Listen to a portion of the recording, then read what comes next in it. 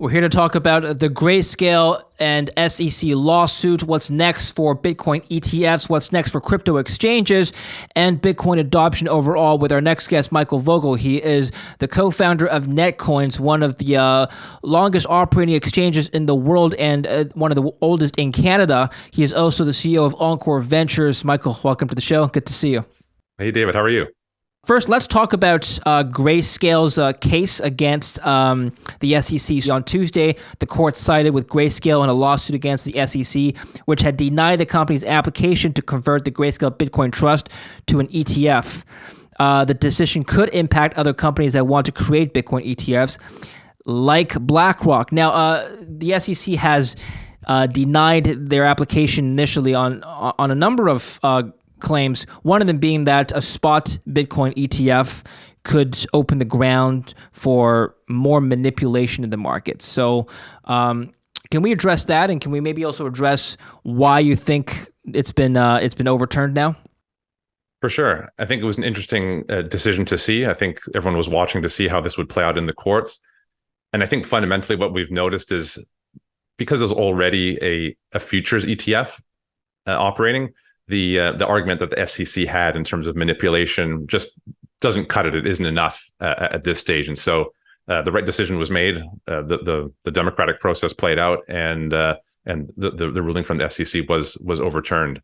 So definitely resonated with the crypto market and reflected accordingly in prices. That obviously subsequently changed because of the SEC's subsequent ruling regarding delaying other ETF applications, but regardless, momentum in terms of progress and news in the ETF sector. It says here, the commission failed to adequately explain why it approved the listing of two Bitcoin futures ETPs, but not Grayscale's proposed Bitcoin ETP, the court said. In the absence of a coherent explanation, this unlike regulatory treatment of like products as unlawful. That is an interesting point, and I've wondered that myself. Why is it that a futures ETF was approved for Bitcoin, a futures ETF was approved for ETH, but a spot Bitcoin ETF has been rejected and continuously delayed? Do you have any insights? Yeah, I think the delays make sense. I think, definitely some of those arguments fall flat, hence the overturning from the courts. I think for sure what we've seen, I mean, let's scale back. The first ETF application for Bitcoin was in 2013 from the Winklevoss brothers from Gemini. So here we are 10 years later, and there still is no active spot Bitcoin ETF. Now, I think the arguments about market manipulation and small market size, I think over the last 10 years, certainly in those early days, those are moderately valid. Certainly when you look at the market cap of Bitcoin today, somewhere around $500 billion market cap, obviously that's substantially larger than it was in 2013. And so as the market matures, naturally that would one would hope would lead to less target for manipulation. Although I think, that's the SEC's role to protect consumers from that. To the extent that a Bitcoin ETF would prevent any type of manipulation that is or isn't already happening is another question. But I think as the price appreciates, as more capital enters the crypto ecosystem, there are more and more players involved. That there's obviously different things at play, different factors at play in terms of what could manipulate the market. Actually, the SEC has delayed their decision once again. They've pushed back their decision on BlackRock's ETF until October. So it says here the SEC has delayed until October making a decision on all the spot Bitcoin ETF applications filed by applicants, including BlackRock, WisdomTree, Invesco, Wise Origin, VanEck, Bitwise, and Valkyrie earlier this year.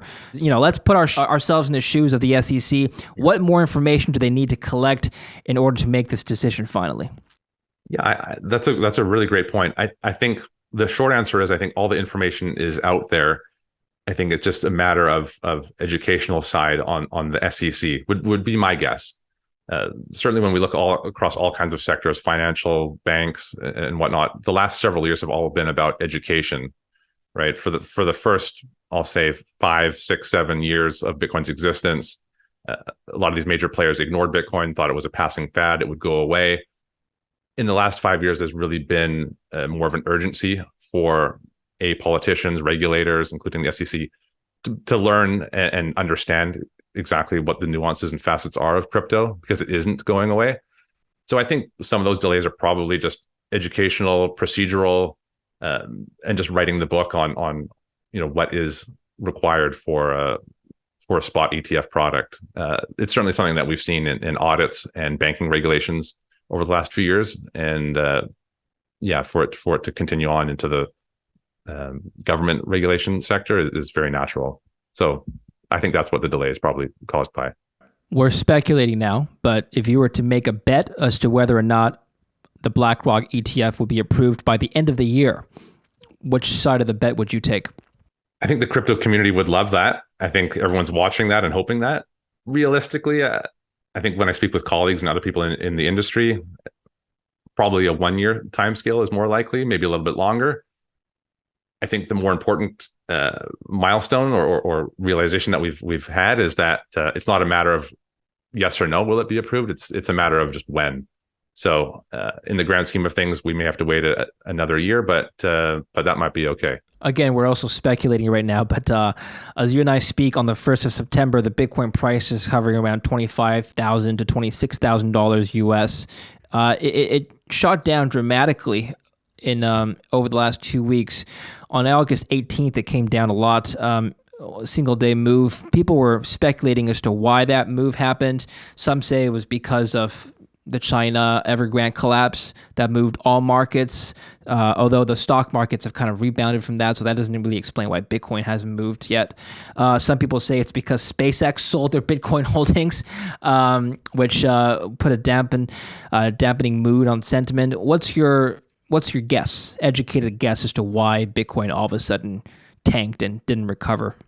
Yeah, I think those are all great components that you laid out, things that influence the sort of micro trend of where Bitcoin's going.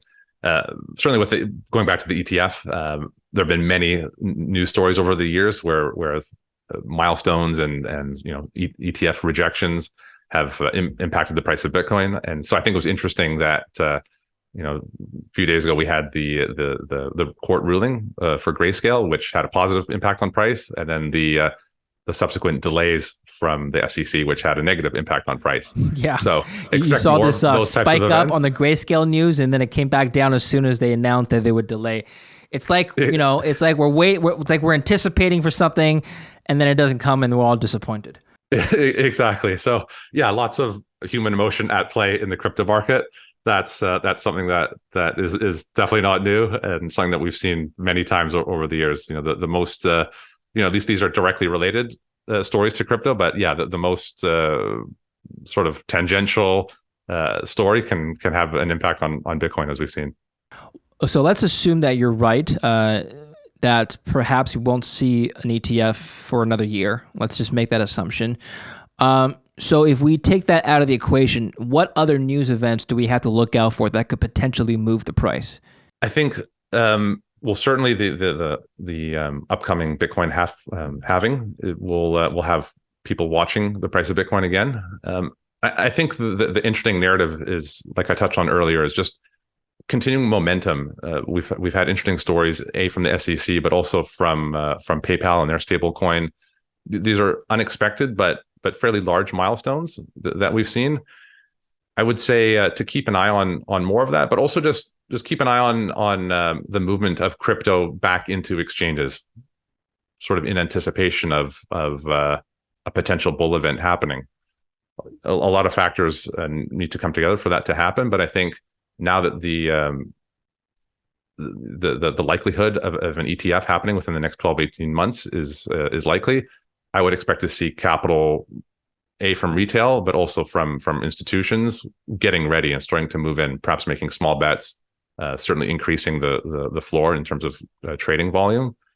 I think that type of, I'll say, increased demand will definitely have an impact on price. And certainly once the ETF goes live, there'll just be an absolute shock to the system in terms of new capital coming in, and the market will have to adjust. And I think the general consensus among everyone in crypto is that whether it's the BlackRock ETF or the Grayscale ETF or all of them, there will definitely be a shock to the system when those go live. Yeah, we have to consider the use cases of Bitcoin. So you've been involved in the crypto markets for a while. You co-founded Netcoins, I believe, in 2014, correct? And yes. So you've been one of the earlier adopters of cryptocurrency. Tell us how the use cases of Bitcoin have evolved over the last 8 to 10 years since you started getting involved in this industry. Yeah. So over the last 10 years, I've founded two crypto companies. Netcoins is a very notable one in Canada, and Coinstream in the US. And I think when we first started in 2013, obviously Bitcoin was the only one in town. We later saw Ethereum launch its ICO, and other coins come and go over these last 10 years. Certainly, I think that the promise of Bitcoin early on, and even cryptocurrency in general to this day, the whole promise of it is the money for the internet, right? This ideal currency for the web. And I think that's still a very, very valid use case. I think a very major development that we've seen, certainly over these last 10 years, is the emergence of stable coins.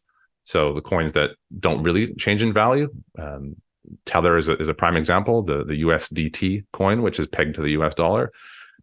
I think stable coins in 2022, the stat was something like 12, let me look it up here. I think $12 trillion was settled in 2022 using stable coins.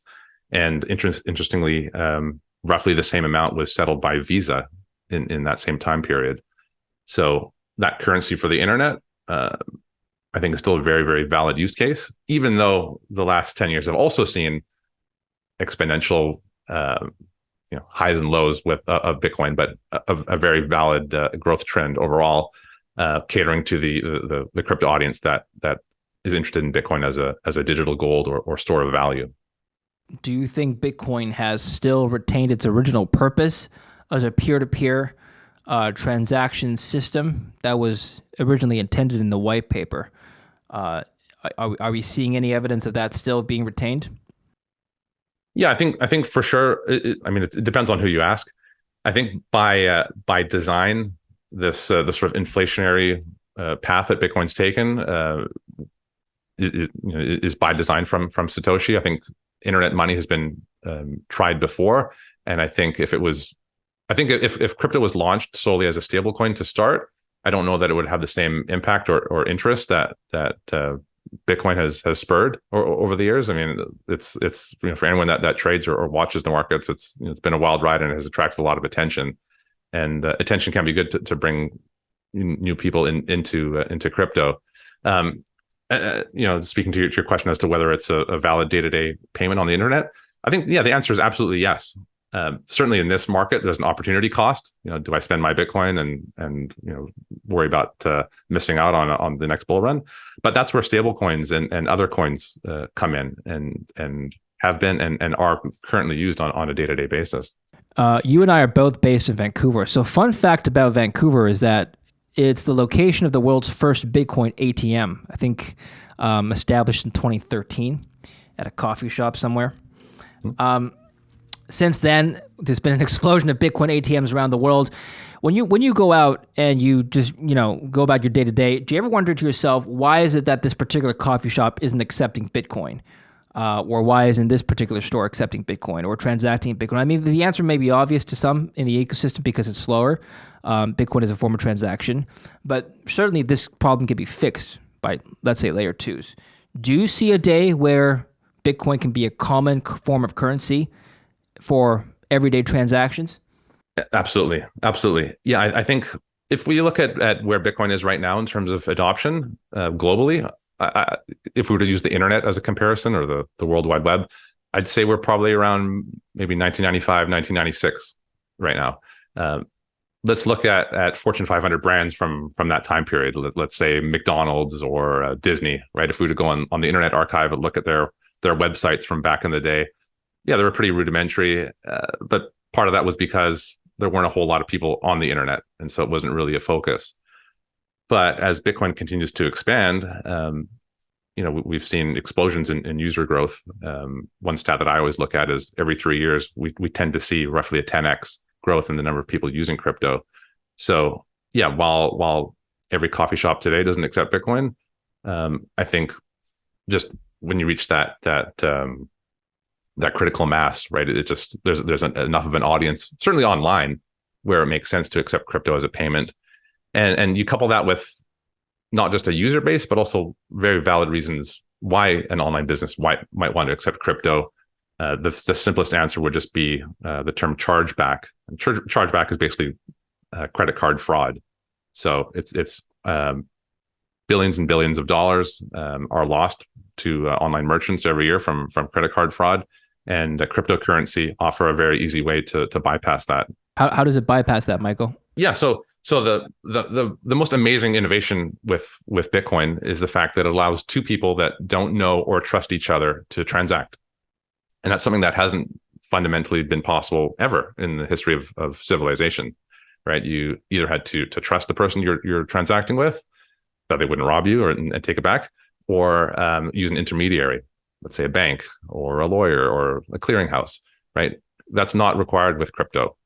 Now there's some downsides to that. You can't reverse a transaction if you make a mistake.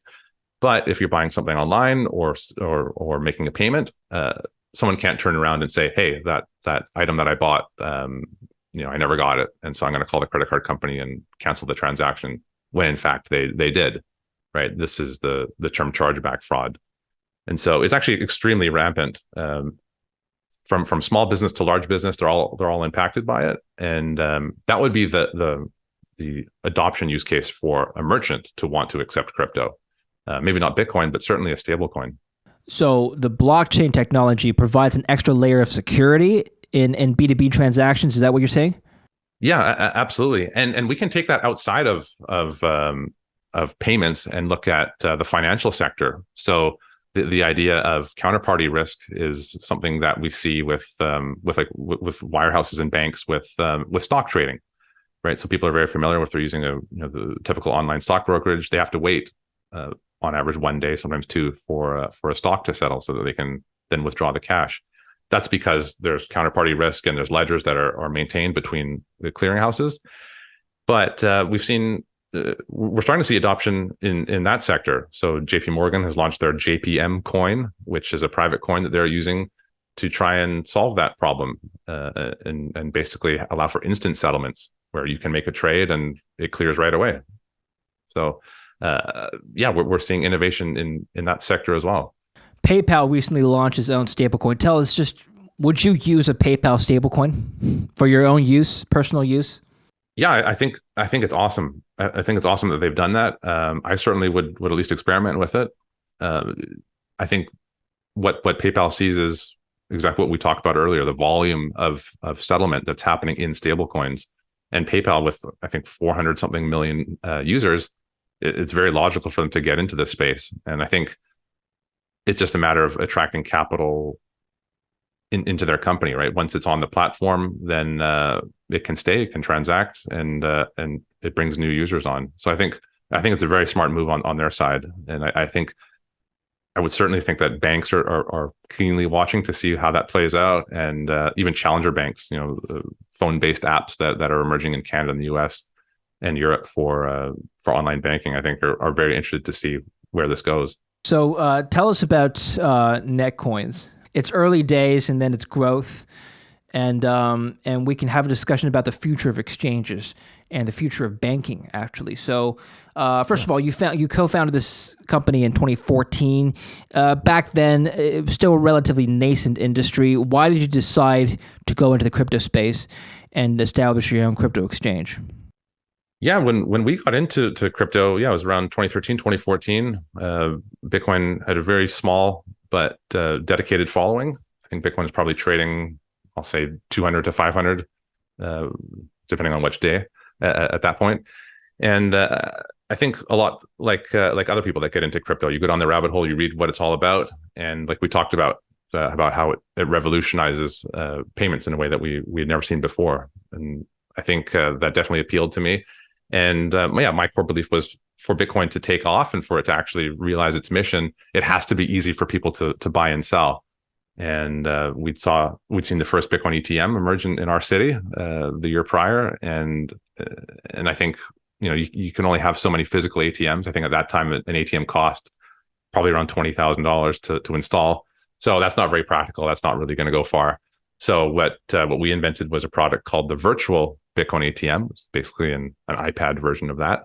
And yeah, we scaled that to around 10,000 merchants that allowed people to buy and sell crypto, and that later pivoted to an online exchange. And yeah, the rest is history, you could say. You actually pitched this idea to Dragon's Den, which is a Canadian version of Shark Tank. And I believe some of the same cast. I think Kevin O'Leary is on it. I don't know if he was on it when you pitched it, but certainly well known in Canada. You actually your pitch got rejected. Why did they? Why didn't they like the idea of a Bitcoin exchange at the time? Yeah, so we went into that pitch not expecting much, but we gave a very good pitch. I would like to hope. It was my brother and I. We co-founded the company, and we had answers for all their questions, all their objections. In my opinion, we were able to satisfy. But the resounding belief at that time, and not just from the dragons or the sharks, I think from most people at that time, was that Bitcoin was a fad. It was not here to stay. One of the dragons themselves said, this is a fad, and this is currency that's just for terrorists and criminals. It's going nowhere. And obviously, Bitcoin went significantly farther than even I had thought at that time. I mean, the fact that Bitcoin is trading relatively stably in the 20 to 30,000 range, coming from a time when we were used to seeing crypto or Bitcoin at $200 is unbelievable. So yes, we're on we're coming down from the tailwinds of a major crash a few years ago, but it's still very impressive to see where Bitcoin has gone. Well, why did people use Netcoins back in the day? I'm assuming it wasn't mostly just terrorists and criminals. Who were your initial customers that wanted to buy Bitcoin back in 2013, 2014? Yeah, I think the narrative that I've seen with a typical crypto customers, they enter Bitcoin from three main standpoints. They're interested in it from a technology standpoint, philosophy, or economic as an investor. Bitcoin is definitely the answer to a lot of the questions that people had after the 2008 financial crisis. The original white paper was written in 2009 in the aftermath of that. And so I think there were a lot of people that are interested in alternative banking, alternative payments, and then just the general curiosity. At that time, Bitcoin was still very much this weird, obscure nerd money, let's call it. And so I think in our case, a lot of customers were just very curious. What's this all about? Let's try it. Maybe not. They're maybe not buying a large amount until they're committed and really want to invest. But I think, yeah, the ATM business, our business, and crypto exchanges in general cater a lot to people that are just new and curious about Bitcoin. And what I always tell people is the easiest way to learn it is not necessarily to read about it, but to try it. Right. Once you actually see how it works, to load a wallet and send crypto somewhere, even if it's just between two friends, you'll learn a lot, and you'll see the actual beauty behind the technology. There's been a lot of confidence lost in the crypto exchange sector over the last year following the collapse of FTX. It wasn't just FTX; it was a whole bunch of firms. Some of them committed fraud. Yeah. Now, even in Canada, Quadriga, I think close to $250 million of customer funds were lost, never recovered. They made a Netflix documentary out of this. The founder allegedly went to India and then died. So people don't trust exchanges. I'm not saying everyone doesn't. Obviously, there are still a lot of users, but a lot of trust has been lost. If you were to talk to a newcomer into the space who were to ask you, Michael, how do I know that Netcoins or any other crypto exchange today isn't an FTX or isn't a Quadriga? How would you explain what the differences are? So, yeah, I think it's a very, very valid point, and it's something that people that are new to Bitcoin should definitely take their time on. I think the important thing to consider with crypto exchanges is just by the very nature of that, Bitcoin was invented in 2009. There aren't really that many old established crypto companies. You mentioned a handful there that have disappeared and or gone through major hacking incidents, fraud incidents, or just completely folding. And so going back to our earlier point about, you can't reverse the Bitcoin transaction. Yeah, when fraud happens at the crypto exchange level, coins can be lost. And that's a very serious threat. And I think it's important for people that are serious about crypto to know that as long as they're storing Bitcoin on a third-party exchange, they're still entrusting that third party to hold that crypto for them. So I think a serious long-term investor will obviously look at offline solutions where they can hold the coins in their own wallet. The expression that people will say is not your keys or not your private keys. If you don't have them, then they're not your coins. You're actually just depositing them with another company. So I think, yeah, trust is a very, very important thing. We've seen all kinds of incidents over the years. I think every year is a new record in terms of hacking incidents, fraud incidents for people in the crypto space. So definitely go down the rabbit hole, learn about how crypto works, and also learn about the power of crypto and how to properly secure it and how to be a good user in the crypto ecosystem. Well, that begs the question as to why I should use a crypto exchange at all. I mean, you're basically saying there is a chance that a crypto exchange could either collapse, in the case of FTX, basically take my money and use it for purposes that I didn't consent to. Yeah, a lot of trust involved. And of course, we know that there's no similar insurance like the FDIC insurances for banks. And so I don't know whether or not the government will bail me out. Most likely they won't if I lose my money. So why should I use an exchange in the first place? Yes. So I think the common practice or the best practice people should follow is use a Bitcoin exchange for trading, and then when you're concluded, withdraw it off that exchange and put it into your own private wallet. And research the company that you're buying from, ensure that's established. Another stat that I like to point at is that most people using crypto are new to crypto just by that whole exponential curve in terms of adoption and growth. Right? Most people, if you were to ask the average user, they've probably been into crypto under 3 years. So, it can be easy to be fooled by an ad about a company that you've never heard of because you've never heard of any of the companies, right? You're not sure which one to trust. There's definitely some dominant players that are working closely on regulation. Ones that are public. Netcoins is a public company. Coinbase is another public company. There's a handful of others in Canada and the US.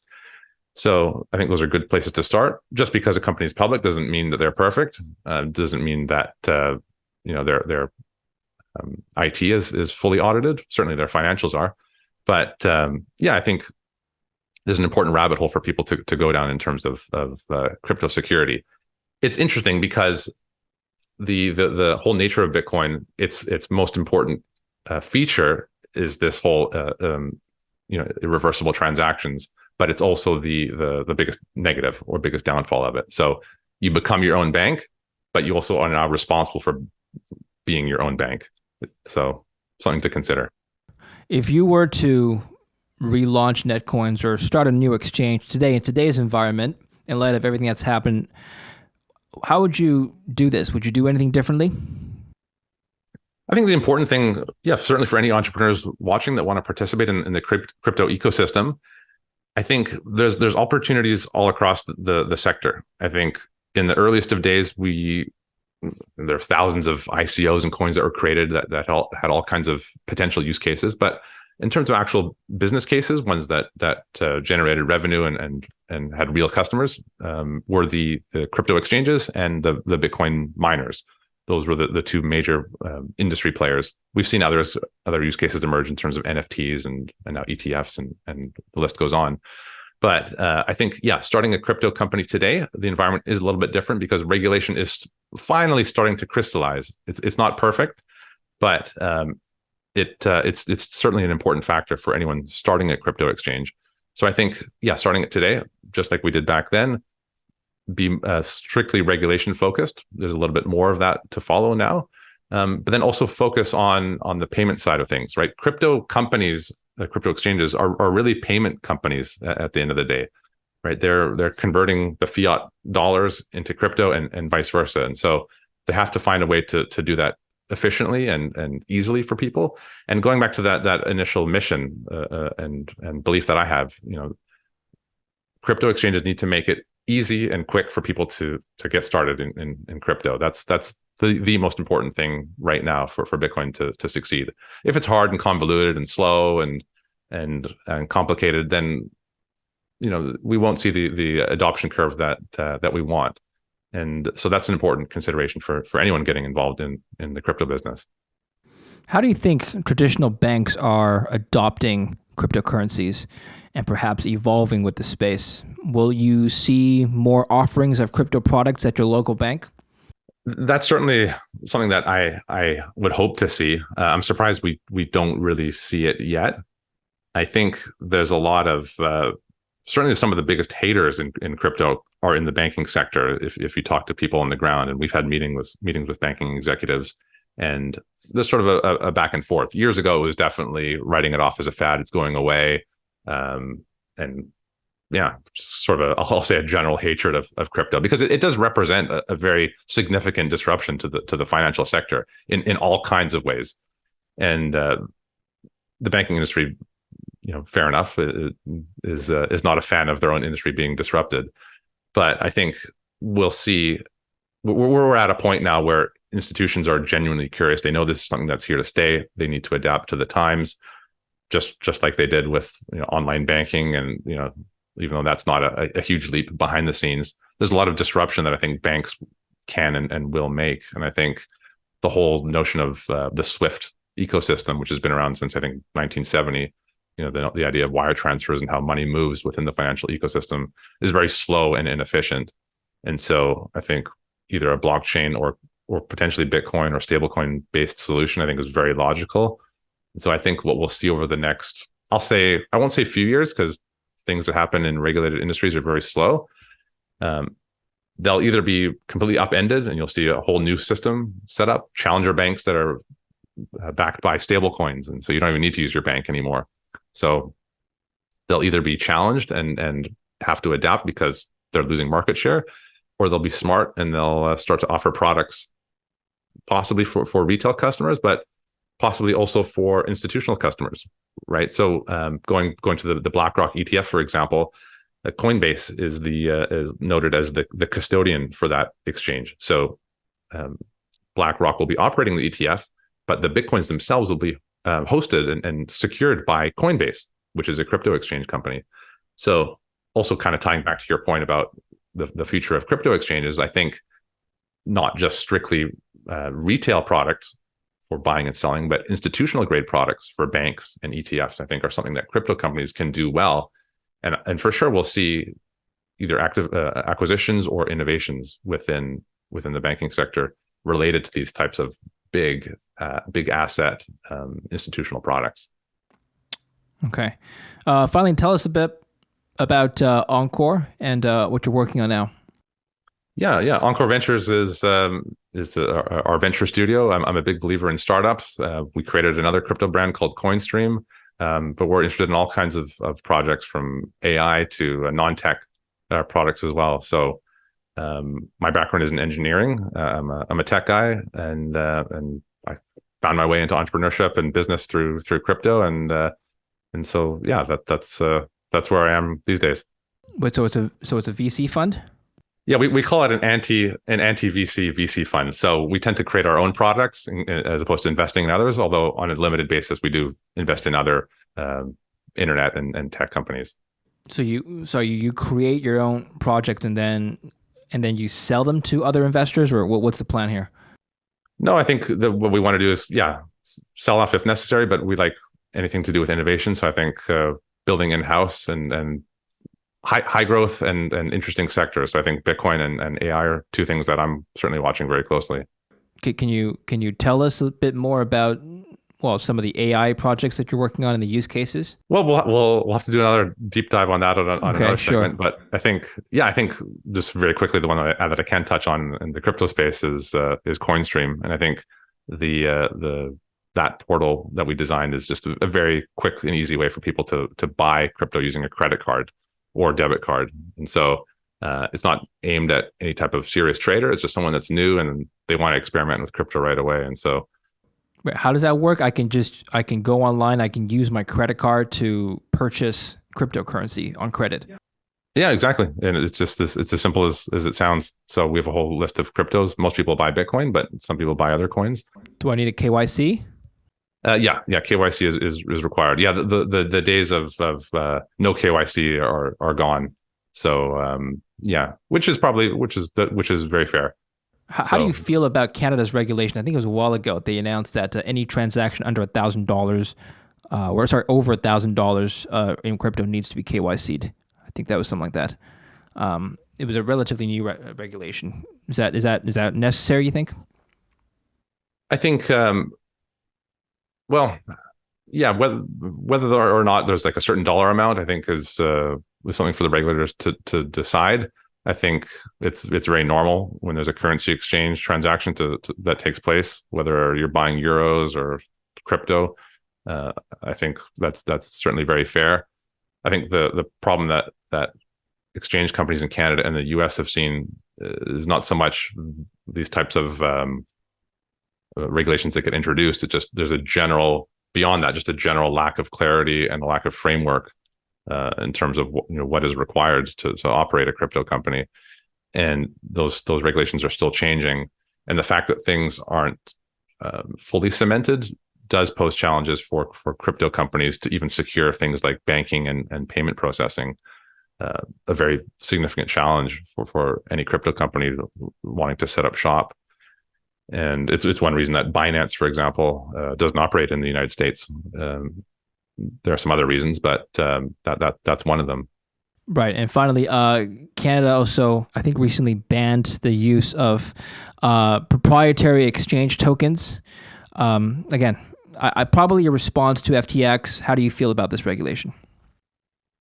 Yeah. So for example, if any user of Coinbase would have gotten an email the other day that, within Canada, if you're holding USDT, the DAI token and a few others, they were being delisted. So you could still hold the coin on the exchange, but you couldn't trade it. So that's certainly very interesting. I think it's too soon to see where that's going to go. I can imagine a point where things come full circle and they are allowed back. What's the logic behind this law, you think? Yeah, I think some of it has to do with just a lack of auditing and transparency, especially with those coins. There's been some questions with Tether as to the extent of how much is truly backed by USD. I think that's a very valid concern. But I think even if regulations were to be 100% crystallized just for Bitcoin in every major Western country, let's say, I think that would be a very major milestone and important for the industry. Very good, Michael. Thank you very much. Where can we follow your work and learn more from you? Sure. Yeah. You can follow me at my socials are on Encore Ventures website. So that's encorev.com. And that's the best way to find me. Okay. Excellent. Thank you for your time today. Appreciate it. Thank you. And thank you for watching. Don't forget to subscribe.